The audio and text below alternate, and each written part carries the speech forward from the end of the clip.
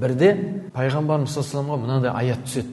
Өздерің жақсы көретін нәрселеріңді Алла жолында жұмсамайынша сендер жақсылыққа, игілікке, сауапқа әсте жете алмайсыңдар деген. Абу Талха пайғамбарымызға барып айтады: менің ең жақсы көретінім осы байруға құрма бағым ғой дейді.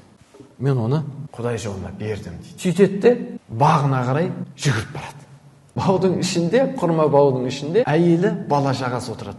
Ішке кірмей осылай тұрып алды дейді. Әйелім, балаларым, шығыңдар.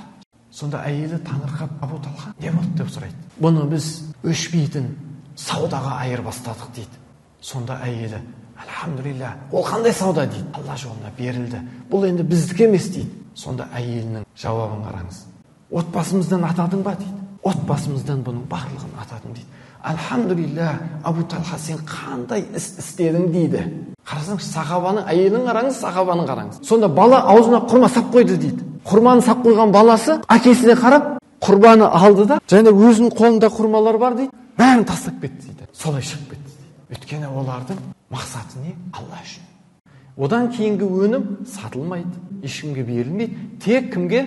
Жоқ-жітікке, мұқтажға солай беріле береді. Міне уақыт дегеніміз осы, ол өзінің дүние мүлкін Құдай жолына арнай салады. Ол мәңгі өшпес, оған сауабын жеткізіп тұрады.